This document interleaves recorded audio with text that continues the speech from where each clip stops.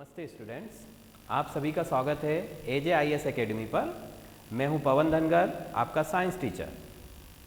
हम आज पढ़ने वाले हैं रेडियो एक्टिविटी, रेडियो सक्रियता के बारे में। ठीक है, ये क्या होती है और इसमें क्या क्या इसके आइसोटोप्स वगैरह होते हैं, इसकी थोड़ी सी हम डिटेल में बात आज करने वाले हैं। ठीक है स्टूडेंट्स, आपको अगर ये वीडियो अच्छा लगे तो आप प्लीज़ लाइक कीजिए और हमारे चैनल को सब्सक्राइब कीजिए। ठीक है, चलिए तो हम शुरू करते हैं। रेडियो एक्टिविटी मीन्स रेडियो सक्रियता। क्या होती है रेडियो सक्रियता? देखिए, नेचर में कुछ एलिमेंट्स ऐसे होते हैं, कुछ सब्सटेंस या कुछ पदार्थ ऐसे होते हैं जिनके अंदर से कंटिन्यूसली अपने आप स्पॉन्टेनियस होती है वो प्रोसेस, कंटिन्यूसली डीके मतलब रेडिएशन निकलता रहता है। ठीक है, जिनको हम रेडियो एक्टिव सब्सटेंस कहते हैं। जैसे मान लीजिए कोई सब्सटेंस है हमारे पास, ये ले लिया हमने यूरेनियम का। यूरेनियम जो है वो एक रेडियो एक्टिव सब्सटेंस है। यूरेनियम का कोई आपके पास इस तरह से अमाउंट है। ठीक है, तो ये जो यूरेनियम होता है ये जैसे वोलेटाइल सब्सटेंस होते हैं जो रखे रखे अपने आप क्या हो जाते हैं, हवा में उड़ जाते हैं, गायब हो जाते हैं। उनकी जो स्मेल है उसकी वजह से वो आप यूँ कहेंगे कि इवोपरेट हो जाते हैं। जैसे कपूर होता है, कपूर को अगर आप खुला छोड़ेंगे तो क्या होगा, थोड़ी देर के बाद वो उड़ जाएगा, पूरा गायब हो जाएगा। कपूर है, पेट्रोल है या कोई ऑर्गेनिक आपके सॉल्वेंट है, बेंजीन वगैरह, ये सब वोलेटाइल होते हैं। तो सेम ऐसे ही जैसे उनको नेचर में उनकी क्वालिटी होती है, वैसे ही यहाँ पर रेडियो एक्टिव सब्सटेंस जो होते हैं, ठीक है, रेडियो एक्टिव सब्सटेंस मतलब रेडियो सक्रिय पदार्थ, वो रेडियो सक्रिय पदार्थ जिनके अंदर से कंटिन्यूसली अपने आप रेडिएशन निकलता रहता है। ठीक है, कुछ इनविजिबल रेज जो होती हैं, किरणें जो होती हैं, वो उनके अंदर से निकलती रहती है, जो ह्यूमन बींग्स के लिए ऑब्वियसली क्या होती है, हार्मफुल होती है। ठीक है, बट अभी हम उनके इफेक्ट की बात नहीं कर रहे हैं, अभी तो हम सिर्फ ये बात कर रहे हैं कि ये होती क्या है। तो रेडियो एक्टिव सब्सटेंस है, इनके अंदर से कंटिन्यूसली जो होता है वो रेडियो एक्टिव वेव्स या फिर यूँ कहें कि रेडिएशन जो है वो निकलता रहता है। ये रेडिएशन हमें पता है कि देखो अल्फ़ा, मेन तो इसमें अल्फ़ा, बीटा, गामा, तीन तरह का रेडिएशन होता है, तीन तरह की रेज होती है या पार्टिकल्स भी इनको कह सकते हैं। तो अल्फ़ा, बीटा, गामा तीन तरह के जो रेज हैं वो कंटिन्यूसली इसके अंदर से निकल रहे हैं। ठीक, अब क्यों निकल रहे हैं, इनको किस चीज़ की रिक्वायरमेंट है या इनके अंदर ऐसा क्या प्रोसेस चल रहा है कि जिसके वजह से ये रेडिएशन इमिट कर रहे हैं? तो देखिए, पहली चीज़ तो ये है कि ये जो रेडिएशन निकल रहा है ये स्टेबिलिटी गेन करने के लिए निकल रहा है। दैट मीन्स कि जो आपका न्यूक्लियस है ये न्यूक्लियर फिनोमिना है। रेडियो एक्टिविटी जो है हमारा क्या है, न्यूक्लियर फिनोमिना है, मतलब नाभिक में होने वाली या नाभिक के द्वारा होने वाली घटना है। तो रेडियो एक्टिव सब्सटेंस अपने अंदर से रेडिएशन क्यों निकालते हैं? क्योंकि वो एक स्टेबल सब्सटेंस में चेंज होना चाहते हैं या स्टेबल सब्सटेंस बन जाता है रेडियो एक्टिव रेडिएशन निकलने के बाद। ठीक है, मान लीजिए कोई सब्सटेंस है, जैसे यूरेनियम की हमने बात की, ठीक है, या रेडियम है, तो ये अपने अंदर से कंटिन्यूसली क्या कर रहे हैं, रेडिएशन को बाहर निकाल रहे हैं। क्यों निकाल रहे हैं? क्योंकि ये अनस्टेबल है, इनके अंदर स्टेबिलिटी नहीं है। तो ये स्टेबिलिटी गेन करने के लिए, भाई नेचर में जो कुछ भी होता है कुछ ना कुछ रीज़न से होता है। जैसे हमने कहा कि भाई एलिमेंट्स ने आपस में मिलकर कोई कंपाउंड फॉर्म किया या दो आपके एटम ने मिलकर मॉलिक्यूल बना लिया, तो ऐसा क्यों कर रहे हैं वो? ऑब्वियसली क्या, स्टेबिलिटी गेन करने के लिए। तो वैसे ही यहाँ पर भी वो क्या कर रहे हैं, स्टेबिलिटी गेन करने के लिए रेडिएशन का प्रोसेस होता है नेचर के अंदर। अब ये प्रोसेस बहुत लंबा चलता है, कई कई सालों तक, हजारों इवन लाखों सालों तक। यूरेनियम का तो जो रेडिएशन का मतलब जिसको हम हाफ लाइफ टाइम अभी आगे पढ़ने वाले हैं वो हजारों लाखों सालों का होता है। ठीक है, तो सबसे पहले हम रेडिएशन की डेफिनेशन में यहाँ पर लिखता हूँ कि आखिर रेडिएशन क्या है। तो पहली चीज़ तो रेडिएशन क्या है, ठीक है, it is spontaneous process of decay. Decay मतलब विघटन होना या टूटना। तो spontaneous process of decay of unstable nucleus, unstable nucleus, अस्थायी नाभिक का टूटना। और कैसा, स्पॉन्टेनियस, लगातार और अपने आप, उसको कोई एक्सटर्नल फोर्स हम प्रोवाइड नहीं कर रहे हैं। हाँ, ये कर सकते हैं कि उसकी जो रेट है उसको बढ़ाने के लिए हम ज़रूर इसमें एक्सटर्नल फोर्स या कुछ न्यूट्रॉन्स का उसके ऊपर हम बार्डिंग कर सकते हैं। बट अगर हम ना भी करें तब भी वो प्रोसेस अपने रेट से चलती रहेगी। ठीक है, तो रेट को बढ़ाने के लिए हम कुछ कर सकते हैं, बट ये रिएक्शन जो है ये अपने आप नेचर में होती है, स्पॉन्टेनियस है, लगातार चलती ही रहती है जब तक कि वो सब्सटेंस खत्म ना हो जाए। मान लीजिए आपके पास 10 ग्राम यूरेनियम है, तो वो पूरा 10 ग्राम यूरेनियम जब तक डिके नहीं हो जाएगा, मतलब अल्फा बीटा गामा पार्टिकल्स के फॉर्म में बाहर नहीं निकल जाएगा, तब तक उसमें रेडिएशन बाहर निकलता रहेगा। ठीक है, तो it is spontaneous process of decay of unstable nucleus. किस लिए होता है? टू गेन स्टेबिलिटी,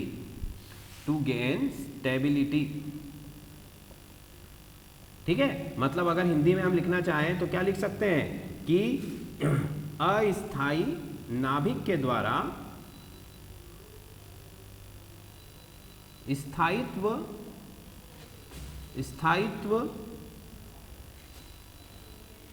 प्राप्त करने के लिए स्वतः होने वाला प्रक्रम। ठीक है, तो रेडियो एक्टिविटी क्या है? अस्थायी नाभिक के द्वारा स्वतः होने वाला वह प्रक्रम है जिसके द्वारा वह स्थायित्व को प्राप्त करता है। ठीक है, ये रेडियो एक्टिविटी की सिंपल सी डेफिनेशन है। स्पॉन्टेनियस का मतलब होता है लगातार या अपने आप होने वाला। ठीक, अब इसकी डिस्कवरी की बात करें तो इसकी डिस्कवरी किसने की थी? हेनरी बैक्यूरेल ने। ठीक है, अब एक्चुअल में और इसका जो हम ईयर है वो भी देख लेते हैं, 1995 या 6 के आसपास इन्होंने इसकी डिस्कवरी की थी। अब हमें ये भी पता है कि भाई जो हेनरी थे वो क्या करने वाले थे कि उनका जो एक्सपेरिमेंट था वो इस तरह से था कि उन्होंने एक ब्लैक पेपर लिया, ठीक है, जो काफ़ी थिक था पेपर के हिसाब से। तो ब्लैक पेपर लिया, उस ब्लैक पेपर के नीचे उन्होंने फोटोग्राफिक प्लेट रखी। ठीक है, फोटोग्राफिक प्लेट के ऊपर ब्लैक पेपर, और ब्लैक पेपर के ऊपर वो अलग अलग तरह के सब्सटेंस जो हैं, ठीक है, वो रख करके ये देख रहे थे कि ये सब्सटेंस नीचे फोटोग्राफिक प्लेट पर क्या इफेक्ट डाल रहे हैं। ठीक है, मतलब इस तरह से ये फोटोग्राफिक प्लेट, इसके ऊपर ब्लैक पेपर, और ब्लैक पेपर के ऊपर वो सब्सटेंस रखते थे जिनका वो स्टडी कर रहे हैं। फिर कुछ देर के बाद वो पेपर सहित वो सब्सटेंस को हटा लेते थे। फिर उसके बाद देखते थे कि इसके नीचे आपका कोई इस पर इफेक्ट आया है फोटोग्राफी प्लेट पर या ना आया है। ठीक है, जैसे मान लीजिए कोई ऑयली सब्सटेंस हम खा रहे हैं, कोई ऑयली चीज़ खा रहे हैं, उसको हम पेपर में लेकर के कहीं भी रख देते हैं तो नीचे तेल का दाग आ जाता है। तो उसी तरह वही इफेक्ट वो यहाँ पर देखना चाहते थे कि इस ब्लैक पेपर को क्रॉस करके उस सब्सटेंस, वो जो सब्सटेंस उन्होंने लिया है वो क्या इफेक्ट डाल रहा है नीचे फोटोग्राफिक प्लेट पर। तो उन्होंने कई सारे ऑब्वियसली एलिमेंट्स का टेस्ट किया, बट कोई रिजल्ट नहीं आया। फिर सडनली, अचानक, ठीक है, और कोई भी जो डिस्कवरी होती है वो अचानक ही होती है। हमें पता है, पूरा इतिहास जो है वो इसी बात का सबूत है कि कोई भी खोज, कोई भी नया आविष्कार अचानक ही होता है। तो अचानक उन्होंने एक दिन यूरेनियम को उस पर रख करके देखा। ठीक है, तो यूरेनियम को जब उन्होंने रखा और वापस हटाया तो फोटोग्राफिक प्लेट पर उनका जो स्ट्रेस है, मतलब जो उसने प्रभाव डाला, इफेक्ट छोड़ा, वो उनको फोटोग्राफिक प्लेट पर दिखा, क्योंकि फोटोग्राफिक प्लेट भी क्या हो गई थी? काली हो गई थी। तो दैट मीन्स कि यूरेनियम, उन्होंने क्या सोचा कि भाई यूरेनियम में से कोई ना कोई ऐसी चीज़ वहाँ पर इमिट हो रही है, निकल रही है, जो कि उस फोटोग्राफिक प्लेट पर क्या कर रही है? इफेक्ट डाल रही है। फाइन, तो यहाँ से उनको रेडियो एक्टिविटी का आइडिया आया, और फिर उन्होंने यूरेनियम की कैटेगरी के अलग अलग सब्सटेंस का, अलग अलग एलिमेंट्स को ट्राई किया। उन्हीं के दौर में और उन्हीं के आसपास और भी दूसरे साइंटिस्ट थे जो इस पर काम कर रहे थे। तो मैडम क्यूरी है और हेनरी है, इन सभी को कंबाइनली फिर नोबेल प्राइज़ भी मिला था इस बात के लिए। ठीक है, चलिए, तो खोज की फ्रांस के एक साइंटिस्ट थे इन्होंने। ठीक है, और रेडियो एक्टिविटी होती है ये जो मैंने आपको बताई। फाइन, चलो अब हम बात करते हैं कि रेडियो एक्टिविटी में प्रॉपर्टीज़ क्या क्या होती हैं। ठीक है, रेडियो एक्टिविटी या रेडियो सक्रियता के क्या गुण होते हैं जिससे हम पहचान सकें कि भाई कोई सब्सटेंस के अंदर रेडियो एक्टिविटी हो रही है। तो देखो, प्रॉपर्टीज में हम पहली प्रॉपर्टी लिखते हैं, ये लिखा मैंने प्रॉपर्टीज। ठीक है, प्रॉपर्टीज में फर्स्ट है हमारी कि ये स्पॉन्टेनियस है। ये तो हमने डेफिनेशन में देख लिया। स्पॉन्टेनियस मतलब स्वतः प्रक्रम है, ये स्वतः प्रक्रम, अपने आप होने वाला प्रक्रम है, स्पॉन्टेनियस प्रोसेस या फिनोमिना। चलिए, दूसरा, इस पर हमने बात कर ली, जो अपने आप हो रहा है इसको एक्सटर्नल फोर्स की ज़रूरत नहीं है। इसके रेट को बढ़ाने के लिए आप कुछ भी अप्लाई इस पर कर सकते हो, बट ये शुरू अपने आप ही होती है और जब तक सब्सटेंस है तब तक चलती रहेगी। फाइन, चलिए फिर दूसरा कि ये न्यूक्लियस फिनोमिना है, मतलब नाभिक में होने वाली घटना है। इसका संबंध किससे है? ये एक नाभिकीय प्रक्रम है या नाभिकीय घटना है। अब जैसे मान लीजिए ये यूरेनियम की मैंने बात की, तो ये यूरेनियम का मॉलिक्यूल है, सॉरी ये यूरेनियम का न्यूक्लियस है और बाहर इसमें इलेक्ट्रॉन्स है, इस तरह से ऑर्बिट है, ठीक है। तो ये जो रेडिएशन हो रहा है, ये जो रेडियो सक्रियता है, ये जो रेडियो एक्टिविटी है, ये कहाँ पर होती है? ये न्यूक्लियस से आती है, ठीक है। ये जो पार्टिकल्स आपके बाहर निकल रहे हैं, जो अभी हमने बताया अल्फा बीटा गामा, तो ये जो पार्टिकल्स हैं ये कहाँ से बाहर निकल रहे हैं? न्यूक्लियस से बाहर निकल रहे हैं। बाहर की चीज़ों से, इलेक्ट्रॉन से, ऑर्बिट से इनका कोई लेना देना नहीं है। तो ये कौन सा फिनोमिना है? न्यूक्लियर फिनोमिना है या न्यूक्लियस फिनोमिना है। चलिए फिर अब ये कौन कौन सी रेज निकालता है भाई? तो ये अल्फा बीटा गामा, 3 प्रकार के रेडिएशन निकालता है, जिनके बारे में अभी हम डिटेल में पढ़ेंगे आगे। तो अल्फा बीटा गामा 3 प्रकार के रेज निकालता है, जो कि क्या है? इनविजिबल होते हैं, ऑब्वियसली ये दिखाई नहीं देते हैं, और ये ह्यूमन बॉडी को या कोई भी लिविंग थिंग्स है उसको बहुत ज़्यादा इफेक्ट करते हैं, इवन उनका डीएनए तक चेंज कर सकते हैं। तो इस पर हम बात करेंगे। चलिए फिर नेक्स्ट क्या है? एक इंपॉर्टेंट चीज इसमें ये आती है कि ये इंडिपेंडेंट ऑफ वेरियस फैक्टर्स। कौन कौन से फैक्टर?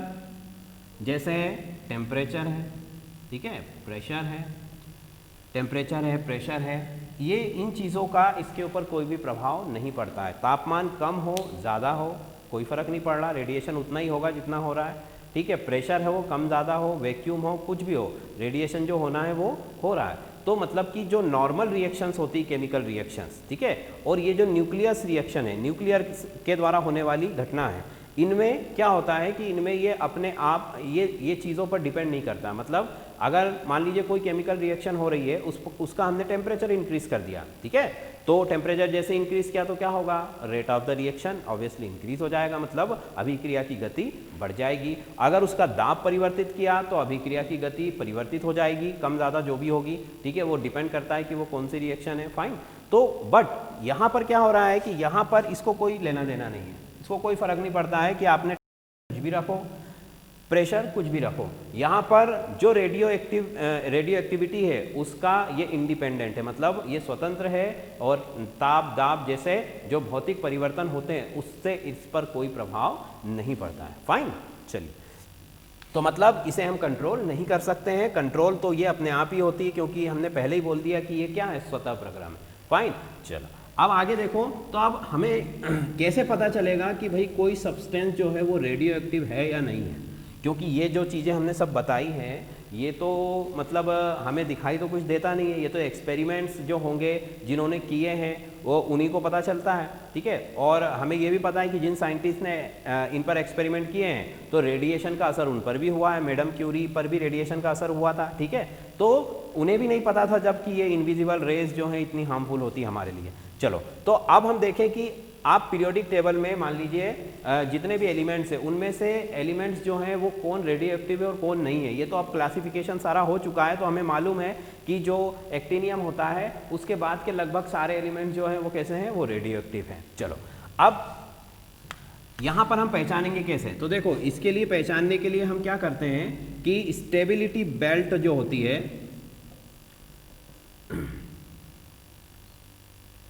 स्टेबिलिटी बेल्ट, उसके थ्रू हम इसको पहचान सकते हैं। कैसे? कि देखो, स्टेबिलिटी बेल्ट में जैसे हम अगर ग्राफ बनाते हैं तो नंबर ऑफ प्रोटॉन और नंबर ऑफ न्यूट्रॉन, फाइन, ये इस तरह का कुछ ग्राफ आता है। तो देखो इसमें होता क्या है कि कोई भी जो एटम है अगर उसमें नंबर ऑफ प्रोटॉन और नंबर ऑफ न्यूट्रॉन सेम है, जब तो वो क्या है? स्टेबल है, क्योंकि भाई जितने प्रोटॉन है उतने ही क्या है उसके पास न्यूट्रॉन भी है, तो वो जो न्यूक्लियस है वो कैसा है? स्टेबल है, मतलब कि वो रेडियो एक्टिविटी शो नहीं करेगा। या इसके आसपास भी हो, मतलब लगभग बराबर भी हो तो भी कोई दिक्कत नहीं। जैसे कि मान लीजिए सोडियम है, अब सोडियम के पास प्रोटॉन कितने? 11, और न्यूट्रॉन कितने होंगे उसके पास? 12, न्यूट्रॉन होंगे उसके पास 12, बट फिर भी जो है सोडियम रेडियो एक्टिव है क्या? सोडियम रेडियो एक्टिव नहीं है। तो अगर बराबर है, क्या बराबर है? नंबर ऑफ प्रोटॉन और नंबर ऑफ न्यूट्रॉन, ये अगर बराबर है, लगभग बराबर भी है, तब भी वो सब्सटेंस क्या माना जाएगा? स्टेबल माना जाएगा और वो रेडियो एक्टिविटी शो नहीं करेगा। ऑलमोस्ट इसमें भी कुछ ना कुछ एब्सेशन होते हैं, जैसे हीलियम का एक आइसोटोप होता है, ठीक है, उसमें इस तरह से उसका जो एटॉमिक वेट होता है वो 3 होता है, मतलब कि उसके पास प्रोटॉन तो होता है 1, बट उसके पास न्यूट्रॉन होते हैं 2, तो अंतर एक ही का है, बट फिर भी वो क्या है? रेडियो एक्टिव है। तो ऐसा हम हर एक ही डेफिनेशन से सारे एलिमेंट्स को हम डिफाइन नहीं कर सकते, बट ये जो डेफिनेशन है, ये जो बेल्ट है, ये जो आप इसको लॉ कह लीजिए, ये ऑलमोस्ट एटम को जो है डिफाइन करता है, ठीक है। बट ऐसा कोई भी लॉ नहीं है जो सारी चीज़ों को डिफाइन कर सके, चाहे वो किसी भी साइंटिस्ट ने किसी भी टॉपिक पर दिया हो, ठीक, ये बात हम जानते हैं। तो अब स्टेबिलिटी बेल्ट क्या बता रही है कि भाई जैसे जो छोटे एटम है, मतलब जिनका एटॉमिक नंबर जो है, एटॉमिक नंबर 1 से लेकर के 20 तक है, मतलब कि हाइड्रोजन से लेकर कैल्शियम तक, 1 से लेकर 20 तक, उनमें अगर जो आपके जो न्यूट्रॉन और प्रोटॉन है उनका रेशो लगभग बराबर अगर है तो वो रेडियो एक्टिविटी शो नहीं करेंगे। बट फिर जो बड़े एटम आ जाते हैं, ठीक है, तो वो सारे एटम, जैसे वो सारे जो एलिमेंट्स हैं वो कहाँ पर होंगे? इस बेल्ट या बेल्ट के आसपास ही होंगे, ठीक। अब जैसे जैसे एटम का साइज बढ़ता है, बड़े बड़े एटम्स या बड़े बड़े एलिमेंट्स आ रहे हैं, तो क्या हो रहा है कि उनमें फिर प्रोटॉन और न्यूट्रॉन का जो रेशो है वो गड़बड़ाने लगता है। तो बड़े एटम्स में फिर उनके लिए अलग डेफिनेशन है कि भाई प्रोटॉन और न्यूट्रॉन जो है वो बराबर ना भी हो, ठीक है, और ऑलमोस्ट से भी ज़्यादा उनमें डिफरेंस है, वो एक अलग अलग कैटेगरीज उनने बना रखी, जैसे 10, अगर 10 का भी डिफरेंस आ रहा है तब भी वो रेडियो एक्टिव नहीं है। इस तरह से अलग अलग एटॉमिक नंबर के लिए एक रेंज बना करके, और वो उसको हम स्टेबिलिटी बेल्ट बोलते हैं, ठीक है। मतलब कि 1 से 20 तक के लिए तो सेम होना चाहिए, फिर 20 से 40 तक के लिए मान लीजिए 10 का डिफरेंस है तब भी चलेगा, उसके बाद मान लीजिए 15 का डिफरेंस है तब भी वो वर्क करेगा। तो इस तरह से अलग अलग कैटेगरी में उसको बांट करके और उसको समझाने की कोशिश की गई है। बट जो एक्टिनियम होता है, एक्टिनियम के बाद जो कि एक्टिनाइट्स होते हैं, एक्टिनियम के बाद के लगभग, ठीक है, और अगर हम कहें तो एफ ब्लॉक जो होता है उसके भी बहुत सारे, जो आपके एक्टिनियम भी एफ ब्लॉक में ही आता है, तो उसके बहुत सारे जो एलिमेंट्स हैं वो रेडियो एक्टिव है, मतलब रेडियो सक्रियता प्रदर्शित करते हैं, रेडियो सक्रिय होते हैं, अल्फा बीटा गामा निकालते हैं बाहर। तो उसका कारण क्या होता है? क्योंकि न्यूक्लियस बड़ा हो रहा है तो प्रोटॉन न्यूट्रॉन का बैलेंस क्या हो रहा है? बिगड़ रहा है। तो ऑब्वियसली एटम क्या करना चाहता है? एटम तो स्टेबिलिटी गेन करना चाहता है, तो इसीलिए वो रेडिएशन को इमिट करता है।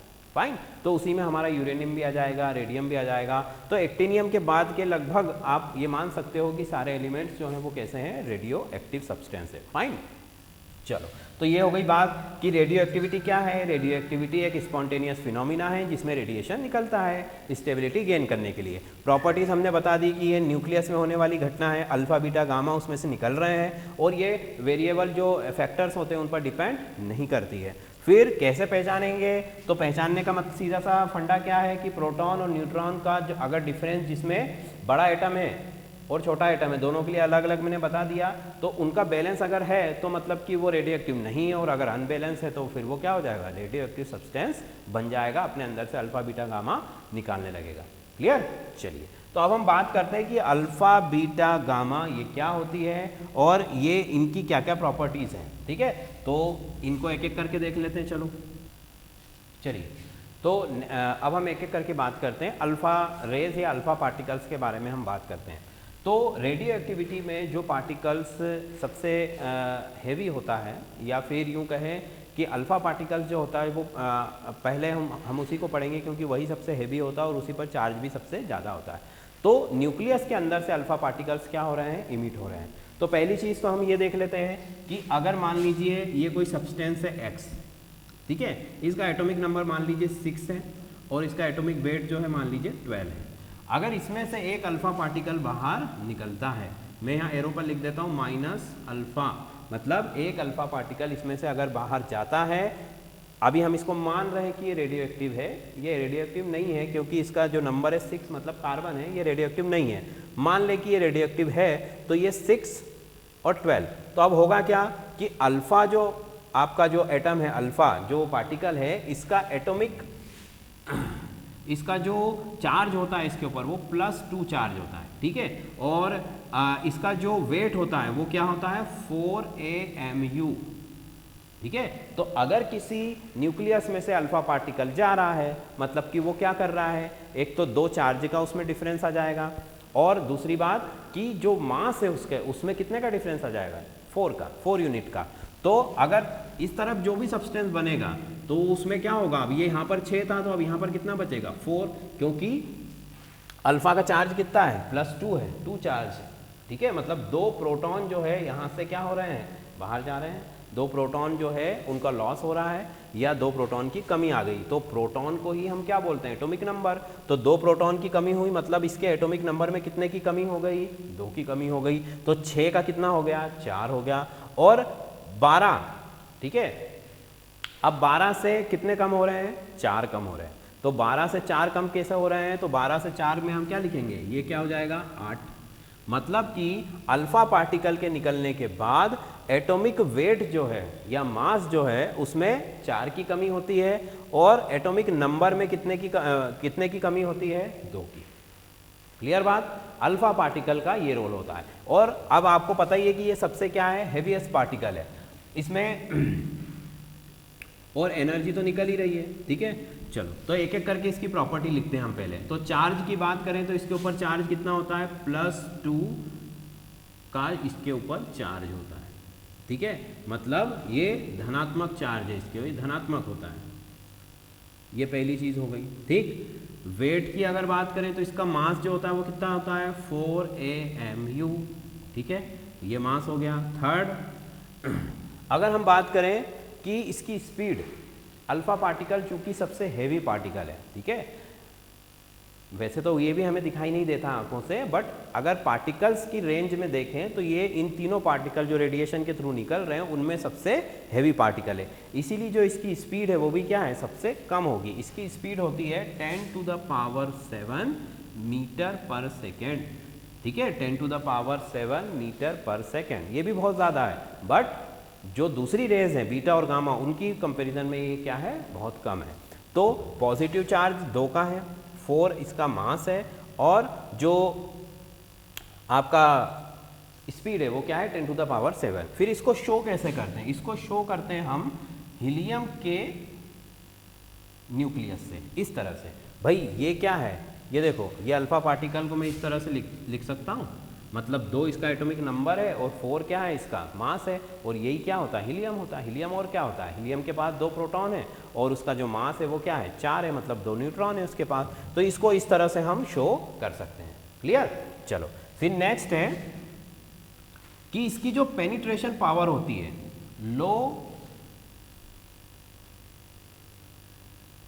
लो पेनिट्रेशन, ठीक है, मतलब इसकी पेनिट्रेशन पावर को बोलते हैं भेदन क्षमता। भेदन क्षमता जो होती है इसकी बहुत ही कम होती है। क्यों कम होती है, भाई भारी पार्टिकल है इसलिए ज़्यादा दूर तक जाता ही नहीं है, और चूंकि बड़ा पार्टिकल है इसलिए किसी के भी अंदर से आसानी से ये नहीं जा सकता है। इसीलिए इसकी जो पेनिट्रेशन पावर है, इसकी जो भेदन क्षमता है वो सबसे कम होती है इन सारे पार्टिकल्स में, ठीक है। तो हेवीएस्ट होता है यहाँ पर, ये सबसे भार में सबसे क्या है सबसे हेवी है, बट उसी की वजह से इसकी जो भेदन क्षमता है वो सबसे कम हो जाती है। अब भेदन क्षमता की क्या ज़रूरत है, देखो भेदन क्षमता को आप ऐसे समझ सकते हो, जैसे मान लीजिए कि कोई रेडियो एक्टिव सब्सटेंस है हमारे रूम के अंदर या हमारे पास है। अब रेडियो एक्टिव सब्सटेंस जो भी न्यूक्लियर रिएक्टर वगैरह में यूज़ होते हैं तो उनको बहुत ही केयरिंग से रखा जाता है, ठीक है। बड़े बड़े कंक्रीट के रूम्स बनाए जाते हैं, ठीक है, जिनकी दीवारें 10-10, 12-12 मीटर मोटी होती हैं, ठीक है।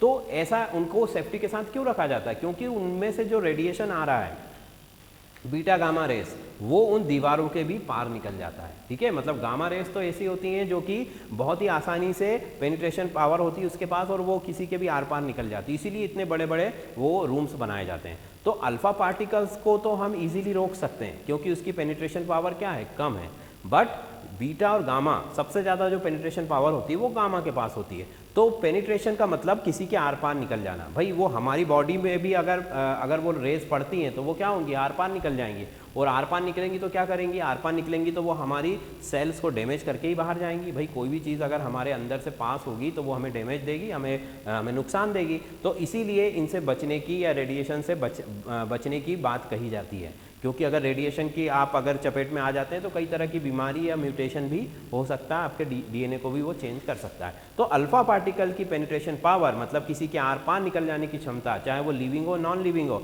वो सबसे कम होती है इन तीनों रेडिएशन में, ठीक है। बट हमारे लिए तो वो भी सबसे ज़्यादा है, तो भेदन क्षमता बहुत ही कम। ठीक, अगली बात करें तो इसके पास आयोनाइजेशन जो पावर है वो सबसे ज़्यादा है, मतलब कि आयनीकरण की क्षमता, आयनीकरण की क्षमता। अब ये क्या होता है,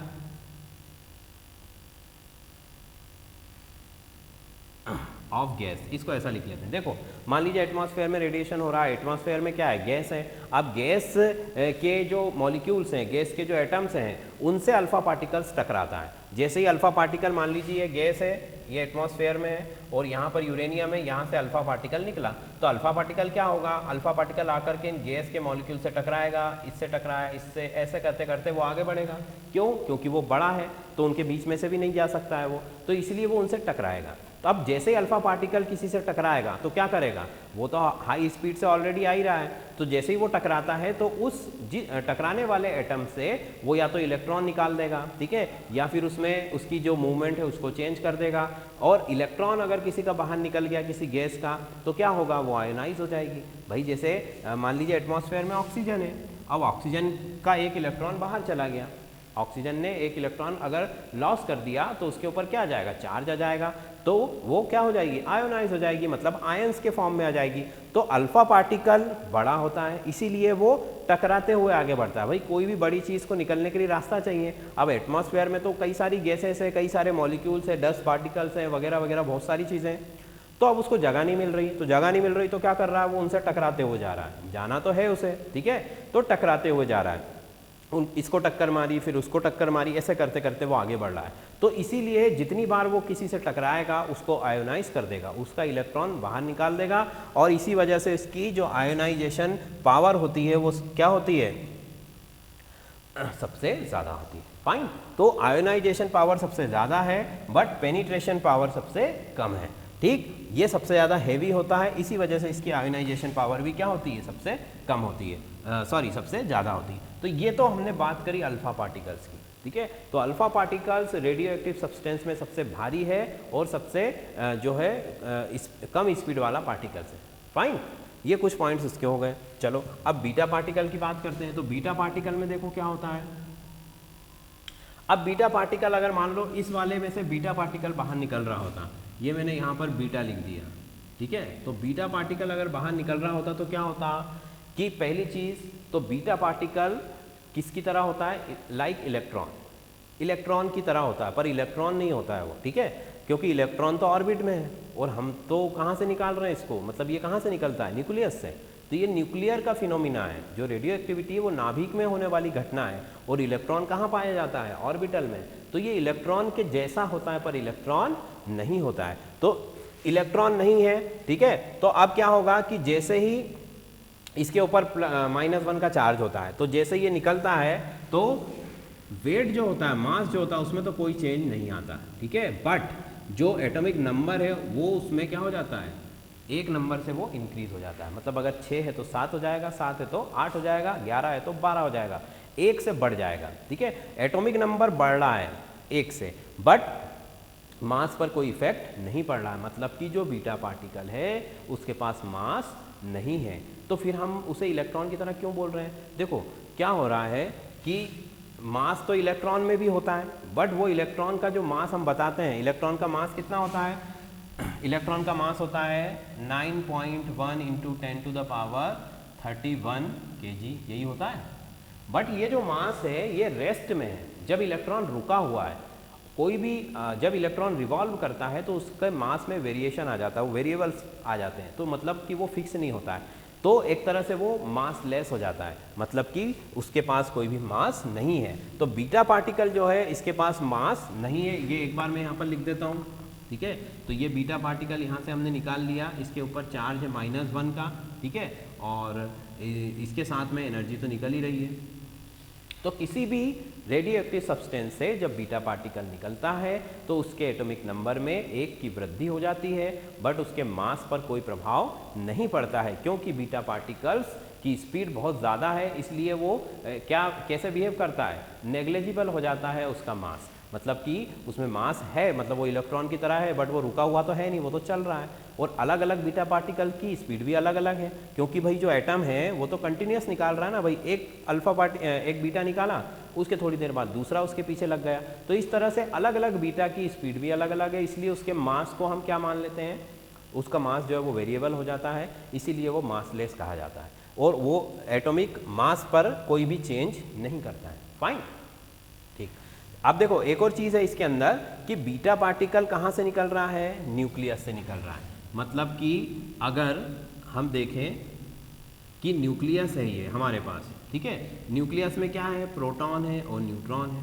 फाइन, अब यहाँ पर तो पॉजिटिव चार्ज है और न्यूट्रल चार्ज है, कोई चार्ज नहीं है, तो फिर ये नेगेटिव चार्ज जो अंदर से बाहर आ रहा है ये कैसे आ रहा है, ठीक है। तो नेगेटिव चार्ज कैसे बन रहा है, नेगेटिव चार्ज यहाँ पर इस तरह से बनता है कि न्यूक्लियस के अंदर न्यूट्रॉन्स जो है वो प्रोटॉन्स में चेंज होते हैं, और प्रोटॉन जो है वो किस में चेंज होते हैं, न्यूट्रॉन में।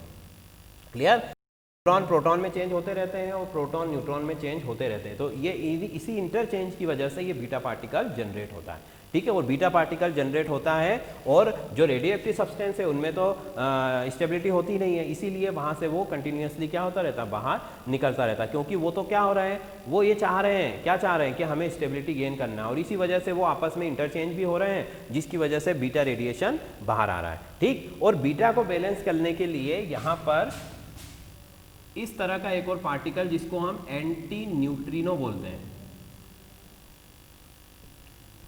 एंटी न्यूट्रिनो पार्टिकल, ठीक है। हर पार्टिकल का एक अगेंस्ट होता है, मतलब एक एंटी पार्टिकल होता है जो उसको बैलेंस करता है। तो वैसे ही यहाँ पर भी बीटा पार्टिकल जब निकलता है तो एक एंटी न्यूट्रिनो पार्टिकल्स भी होता है जो उसकी जो जैसे हम बोलते हैं ना उसकी कमी को पूरा कर दिया। फाइन, क्योंकि न्यूक्लियस से वो गया है तो उसकी कमी को पूरा करने के लिए वो एंटी न्यूट्रिनो पार्टिकल्स होता है। तो इस तरह से बीटा रेडिएशन जब होता है तो बीटा रेडिएशन में एटॉमिक नंबर में एक की क्या हो जाती है, 1 से वो इंक्रीज हो जाता है और एटॉमिक मास पर कोई भी प्रभाव नहीं पड़ता है। और बीटा रेडिएशन के अब आगे की क्वालिटीज़ की बात करें तो चार्ज कितना होता है भाई इसके ऊपर, -1। मास की अगर बात करें तो मास लेस लिख रहा हूँ मैं यहाँ पर अभी, क्योंकि मैंने आपको बता ही दिया है कि ये क्या कर रहा है, अलग अलग स्पीड से ट्रेवल कर रहा है, उसकी जो वेलोसिटी है या स्पीड है वो चेंज होती रहती है, तो इसीलिए हम उसके मास को जो है कैलकुलेट नहीं कर सकते, तो मास लेस लिख दिया मैंने, ठीक। स्पीड की अगर बात करें तो इसकी स्पीड जो होती है 2.7 के आसपास इंटू 10⁸ मीटर पर सेकेंड, ठीक है। 2.7 इंटू 10⁸ मीटर पर सेकेंड, मतलब कि जो अल्फा पार्टिकल है उससे बहुत ज़्यादा है, और बीटा पार्टिकल की स्पीड अल्फा पार्टिकल से ज़्यादा है, बट गामा से क्या होगी, ऑब्वियसली कम होगी। चलो फिर आगे देखो, अब बीटा पार्टिकल को हम कैसे रिप्रेजेंट करते हैं भाई, बीटा पार्टिकल को हम इलेक्ट्रॉन से रिप्रेजेंट कर सकते हैं इस तरह से, ठीक है। पेनिट्रेशन पावर, अब पेनिट्रेशन पावर क्या होगी इसकी, पेनिट्रेशन पावर अल्फा पार्टिकल की कंपैरिजन में ज़्यादा होगी। क्यों होगी, क्योंकि ये उससे हल्का है, और जो हल्का होगा उसकी स्पीड क्या होगी, ज़्यादा होगी। वो तो हमने देख ही लिया कि इसकी स्पीड कैसी है, बहुत ज़्यादा है। तो अल्फा पार्टिकल की स्पीड ज़्यादा नहीं है इससे, बीटा पार्टिकल की स्पीड अल्फा से ज़्यादा है, तो बीटा की स्पीड ज़्यादा होगी तो ये आसानी से क्या हो जाएगा, आर पार निकल जाएगा। भाई जैसे मान लीजिए कि आपने बुलेट चलाई, बंदूक से गोली चलाई, तो गोली अगर आपने किसी ग्लास पर मारी तो वो आर पार निकल जाएगी, उसको तोड़ देगी, ठीक है। बट अगर वही गोली को आप अपने हाथ से फेंकोगे तो क्या वो उसको तोड़ पाएगी, क्या नहीं, क्योंकि उसमें स्पीड नहीं है। तो स्पीड जिसके पास है उसकी पेनिट्रेशन पावर भी क्या है, ज़्यादा है, उसकी भेदन क्षमता ज़्यादा होगी। तो बीटा पार्टिकल की स्पीड अल्फा से ज़्यादा है, इसीलिए उसकी पेनिट्रेशन पावर भी क्या होगी, ज़्यादा होगी। तो हम यहाँ क्या लिख सकते हैं, penetration, high penetration compare compare to alpha particle. Alpha particle की तुलना में इसकी जो स्पीड है वो ज़्यादा होगी। कंपैरिजन तो दिखाना पड़ेगा। तो अल्फा पार्टिकल की तुलना में इसकी भेदन क्षमता क्या होगी, ज़्यादा है अल्फा की तुलना में। फाइन, चलो उसका रीज़न है उसका वजन कम है और स्पीड ज़्यादा है। चलो फिर अब आयोनाइजेशन पावर की बात करें तो देखो आयोनाइजेशन की जो कैपेसिटी है वो किस पर डिपेंड है, वो उसके मास पर डिपेंड है। अभी हमने कहा था कि अल्फा पार्टिकल हैवी होता है, इसीलिए वो जिससे भी टकराता है उसके इलेक्ट्रॉन को बाहर कर देता है। तो अब उसकी मास की वजह से ये उसकी जो पावर थी ज़्यादा थी, तो अब इसमें तो मास नहीं है, मतलब कि ionization power of beta particle less than alpha particle. Alpha particle से जो इसकी आयोनाइजेशन पावर है वो बहुत कम होगी, क्योंकि ये छोटा है और आसानी से गैस मॉलिक्यूल्स के आसपास से या उनके बीच से निकल जाता है, और इसीलिए वो उनसे ना तो टकराता है ना उनको आयोनाइज करता है। फाइन, तो आयोनाइजेशन पावर, ठीक है, क्या होगी, लो आयोनाइजेशन पावर। यहाँ पर लिख देते हैं हम लो आयोनाइजेशन पावर, मतलब कि आयनीकरण क्षमता जो है, गैसों को आयनीकरण करने की क्षमता जो है वो कम होगी, किसकी तुलना में, अल्फा कणों की तुलना में। ठीक है, अल्फा कणों की तुलना में इसकी जो आयनीकरण की क्षमता है वो कम होगी। फाइन, चलो तो ये हो गई बात। ये बीटा पार्टिकल से रिलेटेड हमने सारी इंफॉर्मेशन देख ली कि बीटा पार्टिकल, बीटा रेडिएशन जो होता है वो अल्फा के कंपैरिजन में क्या होता है, अल्फा के कंपैरिजन में वो लाइटर होता है, और जो जितना ज़्यादा लाइटर है वही हमारे लिए उतना ज़्यादा क्या होगा, हार्मफुल होगा। तो अल्फा रेडिएशन के कंपैरिजन में बीटा रेडिएशन हमारे लिए क्या है, हार्मफुल है। फाइन, चलो नेक्स्ट है हमारा गामा रेडिएशन। चलो तो गामा रेडिएशन की हम बात करें तो गामा रेडिएशन जो होता है ये अगर किसी एटम के अंदर, किसी न्यूक्लियस के अंदर से गामा रेडिएशन निकल रहा है, मान लो ये हमारा वही एटम है, इसके अंदर से गामा निकल रहा है, ठीक है, तो गामा जो है, गामा के निकलने की वजह से ना तो इसके एटॉमिक नंबर में कोई चेंज होगा, ना ही एटॉमिक मास में कोई चेंज होगा, क्योंकि गामा क्या है, गामा केवल एक एनर्जी है। ठीक है, एनर्जी है, उसमें ना मास है और ना ही उसके पास कोई ऐसा चार्ज है जिसकी वजह से कुछ चेंज हो यहाँ पर। तो ना तो एटॉमिक नंबर में कोई चेंज हुआ देख लो, ना ही एटॉमिक मास में कोई चेंज हुआ। और गामा बेसिकली क्या है, एनर्जी है, ये गामा पार्टिकल है और ये एनर्जी इसमें बहुत ज़्यादा होती है। अब देखो चार्ज, पहले अगर हम चार्ज की बात करें तो चार्ज इसके अंदर है क्या, कोई चार्ज नहीं है। ठीक है, गामा के ऊपर कोई भी चार्ज नहीं है। दूसरी बात, अगर इसके मास की बात करें तो ये कैसा है, इसमें भी कोई मास नहीं है, ये मास लेस है, मतलब कोई इसमें वजन भी नहीं है। ठीक, फिर तीसरी अगर हम बात करें स्पीड, इसकी स्पीड क्या होती है, तो स्पीड जो होती है इसकी, लाइट जो होता है हमारा, लाइट के स्पीड के लगभग बराबर ही स्पीड होती है इसकी भी। ठीक है, मतलब कि गामा रेडिएशन एक तरह से लाइट ही है, एक तरह से एनर्जी है, जो कि क्या कर रही है, जिसके पास ना कोई मास है और ना ही कोई इसके पास क्या है, चार्ज है। तो लाइट ही है एक तरह से गामा रेडिएशन, और गामा रेडिएशन इसी वजह से इतना ज़्यादा तेज होता है, और इसमें ना मास है और ना ही इसके पास कोई चार्ज है, इसीलिए इसकी पेनिट्रेशन पावर जो होती है वो क्या होगी, highest penetration power, highest penetration power, मतलब ये आसानी से किसी भी चीज़ के आर पार जा सकता है। और सबसे ज़्यादा जो हार्मफुल हमारे लिए कोई अगर होता है तो गामा रेडिएशन होता है, और गामा रेडिएशन इतना हार्मफुल होता है कि वो हमारे डीएनए को चेंज करके म्यूटेशन कर सकता है। और जैसे हॉलीवुड की जो मूवीज़ हैं, हल्क मूवी आपने देखी होगी, उसमें जो हल्क बनता है वो किसकी वजह से बनता है, वो इसी गामा रेडिएशन की वजह से बनता है। गामा रेडिएशन उसकी बॉडी पर पड़ता है, जिसकी वजह से उसके डीएनए में क्या हो जाते हैं, चेंजेस हो जाते हैं। आप चाहे कोई भी सुपर हीरो ले लो हॉलीवुड का, लगभग सारे म्यूटेशन से ही बने हैं, और वो रेडिएशन की वजह से उनमें म्यूटेशन होता है। तो गामा रेडिएशन जो होता है वो बहुत ही हार्मफुल होता है, और उसकी स्पीड बहुत ज़्यादा होती है, लाइट की स्पीड के बराबर स्पीड है उसकी, और उसमें कोई मास नहीं है, कोई चार्ज नहीं है, केवल एनर्जी है। इसी वजह से वो सबसे ज़्यादा इफेक्ट करता है, मतलब आप ऐसा कह सकते हो कि पलक झपकते ही वो आप तक पहुंच जाएगा। अगर रेडिएशन इमिट हुआ है कहीं से तो सबसे पहले आपके पास पहुंचेगा कोई पार्टिकल या कोई रेडिएशन, तो वो कौन सा होगा, गामा रेडिएशन। तो गामा रेडिएशन के पास कोई चार्ज नहीं है, कोई मास नहीं है, केवल वो एक लाइट है, हाई पेनिट्रेशन पावर है उसके पास। तो जब पेनिट्रेशन पावर हाई है तो उसके पास आयनाइजेशन पावर क्या होगी, ना के बराबर है। लो आयोनाइजेशन पावर या लोएस्ट भी बोल सकते हैं हम, ठीक है, लोएस्ट आयनाइजेशन पावर, इसकी जो आयनीकरण करने की क्षमता है वो सबसे ज़्यादा कम होगी, क्योंकि इसका कोई मास ही नहीं है, ये केवल लाइट होता है। तो ये हो गई हमारी गामा रेडिएशन के बारे में बात। तो अल्फा बीटा गामा ये तीनों कंपैरिजन करके भी हम देख सकते हैं, ठीक है, टेबल बना करके कि अलग अलग इनकी प्रॉपर्टीज आप देख लीजिए कि अल्फा में क्या होती है, बीटा में क्या है, फिर गामा में क्या है, ठीक है। ये क्या क्या इफेक्ट डालते हैं वो भी मैंने आपको बता दिया, मास में कितना चेंज होगा, एटॉमिक नंबर में कितना चेंज होगा, ये भी हमने देख लिया। तो alpha beta gamma radio active जो सब्सटेंस है उससे निकलने वाले तीन मेन जो है हमारे रेडिएशन है, और जिनमें से सबसे ज़्यादा हार्मफुल जो है वो गामा रेडिएशन होता है। फाइन, चल अब आगे चलते हैं।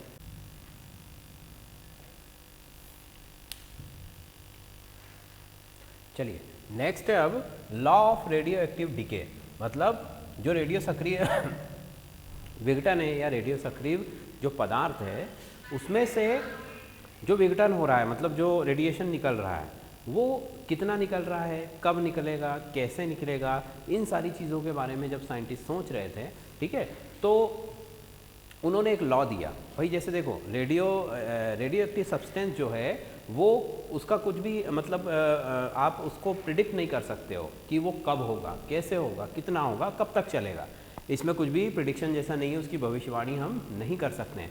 तो अब यहाँ पर साइंटिस्ट ने क्या किया है कि उन्होंने कहा कि जैसे मान लीजिए कि न्यूक्लियस के अंदर किसी भी जो रेडियो एक्टिव सब्सटेंस है उसके न्यूक्लियस के अंदर मान लीजिए 100 प्रोटॉन है, ठीक है, या जिनको हम न्यूक्लियाई बोलेंगे, ठीक है, न्यूक्लियस के पार्ट, तो 100 न्यूक्लियाई है। तो 100 न्यूक्लियाई का जो डिके है वो कितने टाइम में होगा, ये कोई फिक्स नहीं है, हो सकता है कि वो तुरंत भी हो जाए और नहीं तो सालों भी लग जाए, वो डिपेंड करता है, वो स्पॉन्टेनियस प्रोसेस है, वो खुद ही जानता है बस कि वो कब होगा, बाकी उसको कोई भी प्रिडिक्ट नहीं कर सकता है। तो रेडियो एक्टिव डीके हमें क्या बताता है, वो हमें एक तरह से एक आइडिया देता है, एक रेंज देता है कि ये जो डीके हो रहा है हमारा, इसका जो रेट है, ठीक है, इसका जो रेट है या ये जो डीके है ये कब होगा, ठीक है, या इसकी दर क्या होगी, मतलब कि ये कितने टाइम में होगा, इसका एक आइडिया देता है, ठीक है। जैसे हमें पता है कि जो रेडियो एक्टिव डीके है, रेडियो एक्टिव जो डीके है हमारा वो डायरेक्टली प्रोपोर्शनल होता है किसके, डायरेक्टली प्रोपोर्शनल होगा number of nuclei in substance. भाई सब्सटेंस में जितने न्यूक्लियस हैं या जितने न्यूक्लियाई हैं, न्यूक्लियस में पाए जाने वाले पार्टिकल जो प्रोटॉन न्यूट्रॉन जिनकी हम बात कर रहे हैं, तो जितने वो ज़्यादा होंगे डीके भी उतना ही ज़्यादा होगा। मतलब कि ये भी केमिकल रिएक्शन जैसा ही है इस मामले में कि हमें पता है कि केमिकल रिएक्शन जब होती है तो जो रिएक्टेंट है उसका कंसंट्रेशन जितना हाई होगा तो रेट ऑफ द रिएक्शन भी क्या होगा, उतना ही हाई होगा। तो वैसे ही यहाँ पर भी अगर रेडियो एक्टिव डीके है जो वो डायरेक्टली प्रोपोर्शनल है किसके, number of nuclei in substance. मान लीजिए अगर ये मैंने कोई रेडियो एक्टिव सब्सटेंस लिया, इसमें 100 न्यूक्लियाई है, 100 न्यूक्लियाई है, तो अब इसका जो रेट होगा वो इन न्यूक्लियाइज के नंबर पर डिपेंड करता है। अगर 100 डीके है और मान लीजिए कि इसको डीके होने में 1 मिनट लगता है, ठीक है, हम अज्यूम कर रहे हैं सिर्फ 100 न्यूक्लियाई को डीके होने में 1 मिनट लगता है, तो अगर इसी सब्सटेंस के 1000 न्यूक्लियाई अगर होंगे तो क्या होगा कि 1/10 मिनट इसको लगेंगे, मतलब कि 10 गुना कम समय में वो काम हो जाएगा। कहने का मतलब कि जितने ज़्यादा न्यूक्लियाई होंगे, सब्सटेंस की मात्रा जितनी ज़्यादा होगी, उसका सांद्रण जितना ज़्यादा होगा, उसके रेडियो सक्रियता की दर भी उतनी ही ज़्यादा होगी, ठीक है। अगर आपने 10 ग्राम यूरेनियम लिया है और अगर आपके पास 100 ग्राम यूरेनियम है या फिर 1 किलो यूरेनियम है, 1000 ग्राम है, तो उनके सबके डीके की जो रेट है वो कैसा होगा, अलग। भाई सीधी सी बात है कि अगर 1 किलो यूरेनियम रखा हुआ है तो उसमें से जो रेडिएशन निकलेगा उसका अमाउंट ज़्यादा होगा, उससे हमें ज़्यादा खतरा है। और अगर यूरेनियम सिर्फ 10 ग्राम है तो उससे निकलने वाला जो रेडिएशन है वो क्या होगा, उसकी जो भाई रेडिएशन तो वही होगा अल्फा बीटा गामा, पर उसका जो अमाउंट है वो क्या होगा, कम होगा। तो अमाउंट जो बढ़ रहा है रेडिएशन का वो कब बढ़ेगा, रेट जो है वो कब बढ़ेगा, जबकि उसका कंसंट्रेशन ज़्यादा होगा, ठीक है। जैसे कि छोटा मिरर है, अगर उसमें हम हमारा फेस देख रहे हैं तो वो अच्छे से सारी चीज़ें हमको नहीं दिखा पाएगा। अगर पर मिरर बड़ा है ठीक है, मतलब उसकी जो कैपेसिटी है वो बढ़ गई है, तो हमें हमारा जो व्यू दिखता है, जो इमेज दिखती है वो भी क्लियर दिखेगी। ठीक है, वैसे ही यहाँ पर भी अगर न्यूक्लियस जो है या सब्सटेंस हमारे पास ज़्यादा अमाउंट में है तो उसकी जो डीके की रेट है वो भी क्या होगी, ज़्यादा होगी, क्योंकि वहाँ पर वो बहुत ज़्यादा अनस्टेबल हो रहा है, क्योंकि ज़्यादा अमाउंट में अनस्टेबल चीज़ें उसके पास इकट्ठी हो गई है, इसीलिए वो जल्दी से स्टेबल होना चाहता है। ठीक है, इसको आप ऐसे भी समझ सकते हो जैसे कि मान लीजिए कि आपने बहुत ज़्यादा कोई गर्म चीज़ ली है, 100 डिग्री सेंटीग्रेड का आपने वाटर लिया मान लीजिए, ठीक है, 100 डिग्री सेंटीग्रेड का पानी आपके पास, ठीक है, और एक आपका नॉर्मल वाटर है जिसका टेम्परेचर 25 डिग्री होता है। आपने टंकी से पानी लिया नॉर्मल वाटर, और एक पानी उबला हुआ पानी बहुत गर्म, अगर आप इन दोनों को फ्रिज में रख दीजिए, फ्रीज़र में रख दीजिए, ठीक है, सेम टाइम के लिए, तो दोनों में से कौन सा जल्दी फ्रीज होगा, किसकी बर्फ़ जल्दी जमेगी, गर्म पानी की बर्फ़ जल्दी जमेगी या नॉर्मल पानी की बर्फ़ जल्दी जमेगी। ठीक है, तो इसका आंसर क्या है, इसका आंसर है गर्म पानी की बर्फ़ जल्दी जमती है। क्यों जमेगी भाई जल्दी, क्योंकि फ्रीज़र का जो टेम्परेचर है वो कितना है, 0 डिग्री। ठीक है, इसके लिए भी 0 डिग्री, इसके लिए भी 0 डिग्री। तो अब यहाँ पर देखो कि 100 डिग्री तो वाटर का टेम्परेचर और फ्रीज़र का टेम्परेचर 0 डिग्री, तो डिफरेंस कितने का हो गया, 100 डिग्री का। मतलब कि जो हीट है उसका फ्लो फास्ट होगा, क्योंकि डिफरेंस जितना ज़्यादा होगा पोटेंशियल का, उतना ही जो हीट है उसका फ्लो भी ज़्यादा होगा। वो तो भाई जितनी ऊँची जगह से आप किसी ऑब्जेक्ट को गिराते हो तो उसकी स्पीड भी क्या होगी, उतनी ज़्यादा होगी, क्योंकि वो बहुत हाइट से है। नीचे से गिराओगे तो स्पीड भी कम होगी, तो पोटेंशियल डिफरेंस जितना ज़्यादा है उतनी ही स्पीड भी इसकी क्या है, फटाफट एनर्जी का ट्रांसफ़र होगा, मतलब गर्म पानी जल्दी से बर्फ़ जम जाएगी उसकी। बट अगर जो नॉर्मल वाटर है जिसका टेम्परेचर 25-30 के आसपास है, तो उसमें और 0 में कितना डिफरेंस है, 25 का डिफरेंस है, मतलब यहाँ पर जो हीट का फ्लो होगा वो 100 से कम होगा, इसलिए नॉर्मल वाटर की बर्फ़ देर से जमेगी। तो सेम यहाँ पर भी हमारे पास क्या है कि अगर आपका जो रेडियो एक्टिव सब्सटेंस है वो ज़्यादा अमाउंट में है तो उसमें से डीके जो है वो भी ज़्यादा होगा, अगर वो कम अमाउंट में तो उसका डीके भी क्या होगा, कम होगा। ठीक है, तो हम यहाँ पर लिख सकते हैं, क्या लिखते हैं हम यहाँ पर कि रेट, अगर हम लिखें rate of decay, rate of decay क्या लिख सकते हैं, रेट ऑफ डीके, कि भाई मान लीजिए डीके होने में जो टाइम है वो हमारे पास टाइम इंटरवल जो है वो टी है। ठीक है, जो न्यूक्लियाई में चेंज हो रहा है वो मान लीजिए n है, तो हम क्या लिख सकते हैं, radioactive decay directly proportional है किसके, dN/dt। इसको हम क्या लिख सकते हैं, dN/dt। क्यों dN/dt लिखा, dN क्या है भाई, यहाँ पर लिख लेते हैं हम कि जो dN है हमारा, dN इक्वल टू क्या है, number of nuclei, number of nuclei decays, जिनका डीके हो चुका है वो न्यूक्लियाई है। ठीक है, मान लीजिए 100 थे, 100 में से 50 डीके हो गए, 50 का विघटन हो गया, उनमें से जो रेडिएशन है वो निकल गया, तो 50 यहाँ पर हम लिखेंगे कि नंबर ऑफ डीके कितने, नंबर ऑफ न्यूक्लियाइज डीकेस कितने हैं, 50 होंगे। और dt क्या है, dt मतलब टाइम इंटरवल, dt हमारे पास क्या है, टाइम है। तो टी टाइम में इतने न्यूक्लियाई जो है वो क्या हो चुके हैं, डीके हो चुके हैं। यही तो दर होती है भाई, कितने समय में आपने कितनी दूरी तय करी तो ये आपकी स्पीड हो जाएगी, मतलब आपका रेट हो जाएगा। तो वैसे ही यहाँ पर भी हो रहा है कि इतने समय में इतने न्यूक्लियाई जो हैं वो क्या हो चुके हैं, डीके हो चुके हैं, इसीलिए उसको हमने क्या कह दिया, रेट कह दिया। अब रेट किसका निकाला हमने, भाई मान लीजिए सैंपल में 100 मॉलिक्यूल थे और 100 में से 50 जो है वो डीके हो गए, तो 50 को तो हमने बोल दिया कि जो न्यूक्लियाई डीके हो चुके हैं वो है, तो बाकी जो न्यूक्लियाई जो सैंपल में थे वो अमाउंट जो है हमारा, उसको हम क्या मानते हैं, n, उसी का तो डीके निकाल रहे हैं हम, जो टोटल अमाउंट है सैंपल का उसी का डीके निकालेंगे, तो उसको मान लिया हमने n। ठीक है, या फिर n, इसको हम n नॉट ले लेते हैं, आप कुछ भी ले सकते हैं ताकि हमें अलग अलग समझ में आ जाए। तो n डायरेक्टली प्रोपोर्शनल क्या हो गया, dN0/dt, और dN0 क्या है, dN0 number of nuclei decay, t बराबर से टाइम, और n बराबर से क्या हो जाएगा, number of nuclei, number of nuclei in sample, पदार्थ में जितने भी न्यूक्लियाई हैं वो उसका नंबर है। अब प्रोपोर्शनलिटी का साइन अगर हम हटाते हैं तो हम क्या लेंगे, कांस्टेंट लेंगे, तो कांस्टेंट ले लिया हमने लैम्डा N0/dt, और लैम्डा को हमने क्या बोल दिया, लैम्डा जो है हमारा ये क्या है, डीके कांस्टेंट, डीके कांस्टेंट। ठीक, ये हो गया रेडियो एक्टिव डीके लॉ। मतलब रेडियो एक्टिव डिके लॉ क्या कह रहा है, सिंपल सी बात समझा रहा है कि अगर सांद्रण ज़्यादा है, ठीक है, अगर कंसंट्रेशन ज़्यादा है, मात्रा ज़्यादा है, तो डिके भी ज़्यादा होगा, बस इतनी सी बात है। फाइन, ये रेडियो एक्टिव डिके लॉ है, ठीक है। अब ये दिया किसने था, ये रदरफोर्ड और उसके साथ में काम करने वाले कुछ दूसरे साइंटिस्ट कहें या उनके स्टूडेंट्स कहें, उन्होंने दिया था, ठीक है। क्योंकि यहाँ पर क्या होता है कि जो रदरफोर्ड ने जो लॉ दिया था उसी को वेरीफाई दूसरे साइंटिस्ट ने भी कर दिया था, बट इसको जो शुरुआत जिसने मतलब इसको प्रपोज किया था वो रदरफोर्ड ही थे। चलो अब नेक्स्ट इसमें हमारे पास एक और चीज़ आती है, half life period. Half life period, half life क्या होती है, ठीक है। तो देखिए रेडियो एक्टिव सब्सटेंस जो होता है उसके लिए हम एक टर्म यूज़ करते हैं, वो होता है हाफ लाइफ। हाफ लाइफ का मतलब होता है कि हाफ लाइफ पीरियड एक टाइम पीरियड होता है, ठीक है। तो पहले मैं इसकी डेफिनेशन लिख देता हूँ, फिर हम उस पर बात करेंगे कि ये क्या होता है।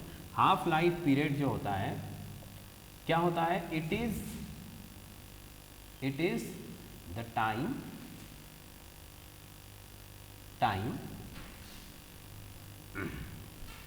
It is the time,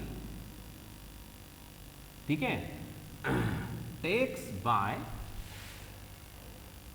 it is the time takes by substance for their concentration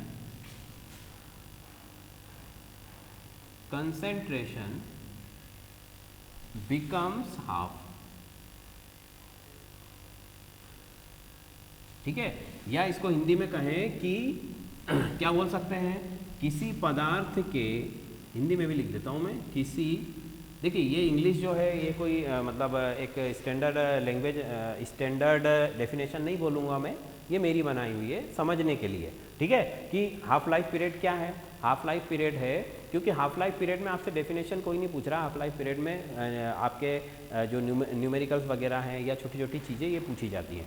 तो हाफ लाइफ पीरियड हमारे दिमाग में हमें पता होना चाहिए कि होता क्या है, ठीक है। डेफिनेशन तो हम मन से भी बना लेंगे, ठीक है, बस टर्म उसमें सही यूज़ होना चाहिए। तो हाफ लाइफ पीरियड जो होता है, हाफ लाइफ पीरियड किसी भी रेडियो एक्टिव सब्सटेंस का वो पीरियड है जिसमें उसकी जो कंसंट्रेशन है वो क्या हो गया, हाफ हो गया। इनिशियल कंसंट्रेशन के क्या हो गया है, वो हाफ हो गया है। तो मैं पहले लिख देता हूँ यहाँ पर कि किसी पदार्थ या रेडियो सक्रिय पदार्थ, किसी भी रेडियो सक्रिय पदार्थ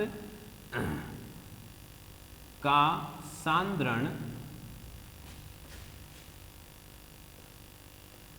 या आप ऐसा लिख सकते हो, किसी भी रेडियो सक्रिय पदार्थ जब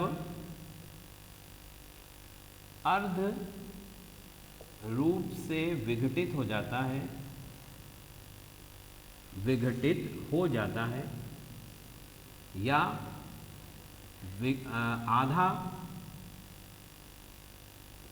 आधा विघटन होने में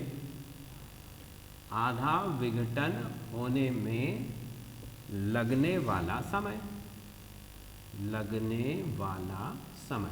ये हाफ लाइफ होता है, ठीक है। जैसे कि अभी हम उसको समझते हैं अच्छे से तो समझ में आ जाएगा आपको, कोई डिफ़िकल्ट चीज़ नहीं है ये। इसको सबसे पहले तो हम शो किससे करते हैं, टी हाफ, ठीक। मान लीजिए कि अब इसको समझने के लिए मैं आपको बताता हूँ, मान लीजिए किसी सब्सटेंस में n न्यूक्लियाई है, कितने न्यूक्लियाई है, n, number of nuclei n है। तो हाफ लाइफ के बाद, ठीक है, मतलब ये हाफ लाइफ के बाद इसके न्यूक्लियाई का जो नंबर है वो कितना रह जाएगा, n/2, आधे हो जाएंगे। यहाँ पर अगर 10 न्यूक्लियाई थे तो इनकी हाफ लाइफ के बाद, अब हाफ लाइफ डिपेंड किस पर करती है, हाफ लाइफ डिपेंड करेगी कि वो सब्सटेंस कौन सा है। भाई यूरेनियम अगर है तो उसकी हाफ लाइफ अलग होती है, अगर कोई दूसरा आइसोटोप है जैसे कार्बन है, कार्बन 14 है या ऑक्सीजन 15 है, तो उनका हाफ लाइफ अलग होता है। तो ये डिपेंड करता है किस पर, ये पर्टिकुलर होता है हर एलिमेंट के लिए, यूरेनियम के लिए अलग होगा और दूसरे सब्सटेंस के लिए या दूसरे रेडियो एक्टिव सब्सटेंस के लिए अलग होगा। तो n अगर यहाँ पर 10 थे शुरू में, तो हाफ लाइफ के बाद इसका हाफ लाइफ, जो भी ये सब्सटेंस है उसका हाफ लाइफ के बाद ये कितने बचेंगे, n/2। अगर मान लो दूसरा हाफ लाइफ फिर से लेते हैं हम, तो आधे का भी क्या हो जाएगा, आधा हो जाएगा, मतलब n/4 हो जाएगा। फिर और हाफ लाइफ लिया तो क्या हो जाएगा, फिर से इस आधे का और आधा, मतलब n/8 हो जाएगा। इस तरह से ये हाफ लाइफ पीरियड है। जितना भी इनिशियल कंसंट्रेशन है हाफ लाइफ के बाद उसका आधा रह जाता है। ठीक है, तो हाफ लाइफ क्या कर रहा है, इनिशियल कंसंट्रेशन को क्या कर रहा है, वो हाफ कर देता है, इनिशियल कंसंट्रेशन हाफ हो जाता है, फिर उस हाफ का और हाफ हो जाएगा उतने ही टाइम के बाद। ठीक है, तो ये हाफ लाइफ पीरियड होता है। हाफ लाइफ पीरियड रेडियो सक्रिय पदार्थ का वह समय है जिसमें उसकी मात्रा प्रारंभिक मात्रा की आधी रह जाती है। ठीक है, इट्स बिकम्स हाफ, वो हाफ हो जाता है। अब जैसे मान लीजिए यूरेनियम है जो कि सबसे ज़्यादा पॉपुलर रेडियो एक्टिव सब्सटेंस है और उसका कई जगह यूज़ भी होता है। तो यूरेनियम जो होता है उसका हाफ लाइफ पीरियड होता है 4.67 या कुछ बिलियंस ईयर्स, मतलब काफ़ी होता है, बिलियंस ईयर्स, लाखों साल। मतलब यूरेनियम जो है वो आधा विघटित होने में, मतलब उसका जो मान लीजिए यूरेनियम का आधा डीके होने में, हाफ डीके होने में उसको कितना टाइम लगता है, बिलियंस ईयर्स, लाखों साल का समय लगता है।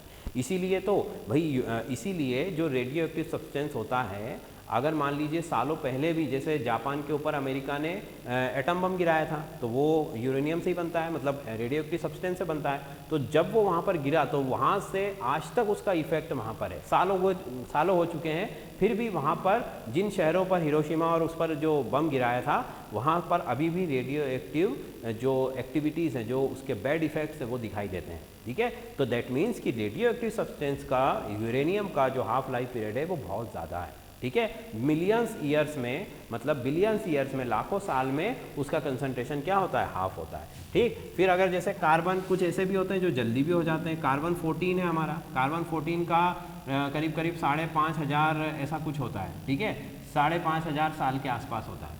फिर और भी जो मिनटों में भी हो जाते हैं, जैसे ऑक्सीजन का O15, ये करीब करीब हो जाता है 10-15 मिनट में ही इसका जो है वो हाफ लाइफ इसका 10-15 मिनट है, मतलब 10-15 मिनट में आधा रह जाएगा। समझ में आ रही बात? तो हाफ लाइफ पीरियड वो पीरियड है जिसमें कोई भी सब्सटेंस अपने इनिशियल कंसंट्रेशन का क्या रह जाएगा, आधा रह जाएगा। फाइन।